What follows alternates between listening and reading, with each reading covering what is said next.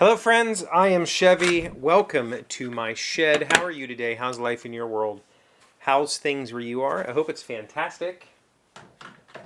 Everything here is good. I had to clean the workbench off before turning the camera on because I actually came down and worked on the workbench this weekend.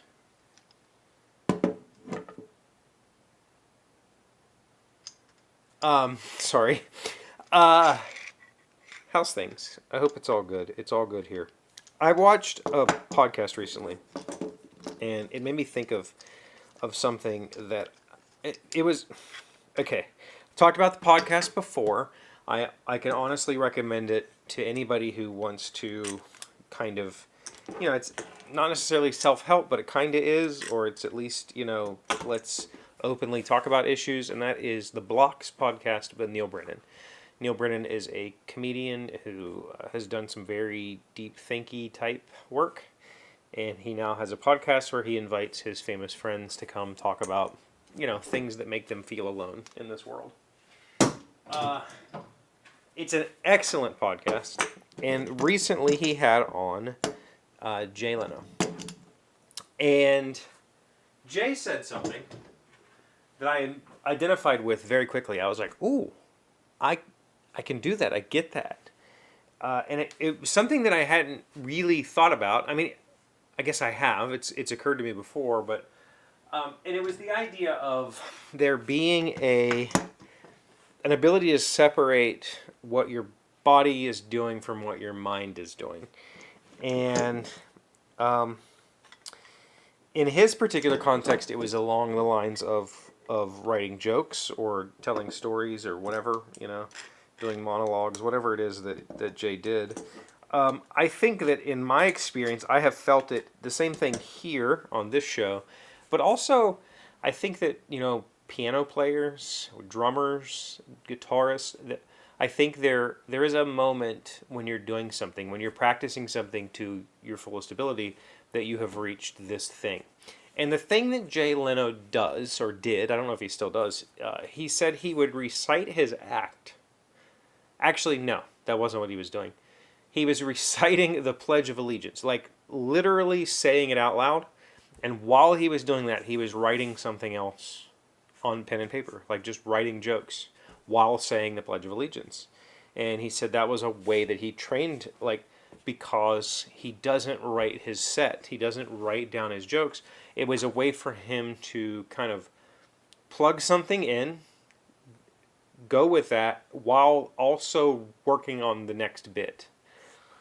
And I found it fascinating, for one. I've never heard anybody talk about it before. But I have experienced that here. I have experienced that in daily, not necessarily daily. I've experienced it on the show. I've also experienced it in conversations where I'll have a thought and I'll cue that thought up and I'll say that thought out loud. And in the middle of saying that thought, I'm thinking about something else. And I bring up the next thing. And often, like on those days when I didn't have anything to talk about beforehand, that ability has saved me. Because I think that the days when I come down here and I really don't have anything to talk about and I turn the camera on and I talk anyway, if I didn't have some sort of ability to do that, there would just be dead air. Because it would be like, okay, what do I say next? But there's maybe it's just repetition of doing this for 7 years, or maybe it's just who I am as a person. I've been able to separate what I'm saying from what I'm thinking. Piano players, separating what your left hand's doing from what your right hand's doing, separating what your feet is doing from what your hands are doing, and just doing something else. Or drumming is this, obviously you've got 4 limbs going, doing something completely independent of each other.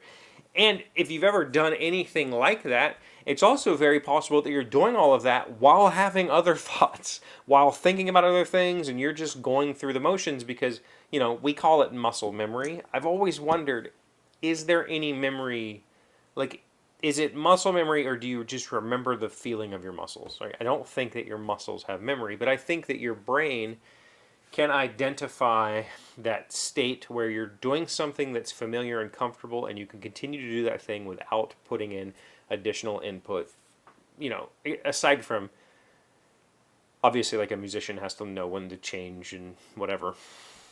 Anyway, it was just a thought. It was like, oh yeah, I've experienced that, and I'm curious to know if you've experienced it as well, because, and I'm specifically talking about experienced it while like having a conversation, while talking.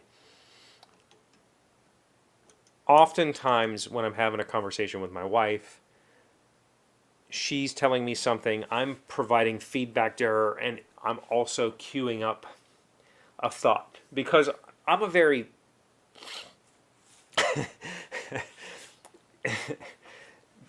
despite doing this, turning a camera on and talking, I generally like to think about what I say before I say it. So especially when I'm having a conversation with a loved one, when I'm having a meaningful, impactful conversation, I like to really put some thought into the words that I'm about to say before I say them.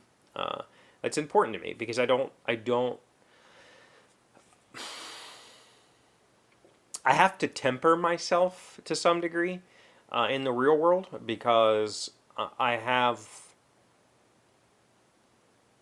have a lot more negative thoughts than I'd like to have, and I don't need to project those negative thoughts continuously. I do it, and it bothers me, and I always go, man, I shouldn't have said that. You know, especially when somebody tells me, I like to do this, and I just go, not me, that sucks. Like, why did I say that? Like, I could have very much just said, that's great, I'm really glad you enjoy that. Because I am. Like, that's the truth. The truth of the matter is, that's awesome for you.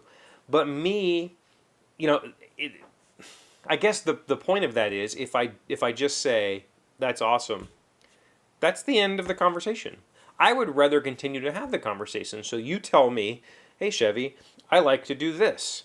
Then that means that it's my turn to say something, right? And I go, cool, I can't stand that at all. And the reality is that often shuts down the conversation, right? That doesn't induce more conversation. But in my head, I'm going, well, I'm sharing my side. I hate whatever it is you just said, and I probably shouldn't. And so when it's a real conversation, like a deep, meaningful conversation, I try to really think about what I say, because while I do mean I can't stand whatever it is you just said, that's not the most constructive thing to say in that moment in time, especially in those deep, meaningful conversations. And often, I will say, you say, hey, Chevee, I like to do this thing. And I go, that's garbage. I can't believe you enjoy that, or whatever. That is something that I have worked on. I used to be that guy. I would be that guy that would go, well, you're an idiot because that's stupid. Like, that was my response. Not necessarily that exact thing, but I would just shit on you. I'd be like, well, that's really dumb. I can't believe you enjoy that. You're a terrible person. Like, I would say that, again, I wouldn't be that offensive, but I would say that thing with less offensive words. And I've really tried to be like, no, no, no, no. I feel that's not cool for me. I don't want to do that. But again, that is not the best way to drive the conversation, because there are times when I've been challenged back where you go, I want to do this thing, and I go, that sounds terrible. I don't want anything to do with that. Or whatever. It doesn't have to be doing something. It could just be, I feel this, and I go, I feel the exact opposite. And then we have a conversation about it, and your opinion, I go, oh, well, I get it now. Like, I totally understand. Okay, I'm cool with that thing now. Let's do that thing. And so I always like to put myself in check and go, wait, am I just having a guttural response? And do I need to vocalize that? And so I do this think, then talk, in the real world. For some reason, turning this camera on, I can just talk. And I generally don't feel bad about what I say here. There are times when I do, but I don't edit it. I've never cut. That's not true. I think in the history of this show, in 1,800 and some episodes that we're on now, I have cut one episode and reshot it because I was extremely negative and I was saying things that were not real. I was just upset in that moment. One time, ever, has this show been edited. And it really wasn't that I edited to pick the best points. It was that I just cut, like, that's not the conversation I intended to have today. Let's have a better, more constructive conversation. Okay, I don't know how I got way off of what my original question was. My original question was just simply going to be, when conversing, I'm literally talking about conversation here. Do you find yourself thinking, like, pre-thinking your thoughts while also talking? Do you do what I said I just did and what Jay Leno said he did? Really curious about that. So let me know. Got anything else going on this week? Today's Juneteenth, so happy Juneteenth. I don't know that that's something to be happy about. I mean, it is. Whew. Maybe I just said that. Listen, I'm not. That's not me, right? I'm just saying I don't know if there's celebrations on Juneteenth. I think maybe there should be. It's such a new holiday. We don't. What do we do for Juneteenth? Will we take a day off of work? Seems a bit weird. I think maybe we should. I don't know. There should be some reflection today on who we used to be as a society and who we would like to be going forward, despite a lot of challenge from less inclined people. And then tomorrow is West Virginia Day here, so I get one more day off. What have you been up to? Do you get any questions this week? Anything that you'd like to share? Let me know in the comments. Thank you for being here as always. Thank you for liking, commenting, subscribing, being amazing friends and wonderful people. I really appreciate you, and I'll see you again tomorrow.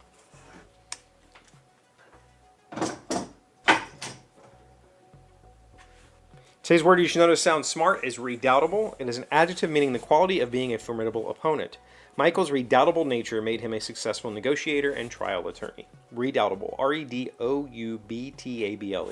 I think, I don't know that I've ever been redoubtable in much of anything in my life, but I think I thought I was. And that led to some unearned arrogance.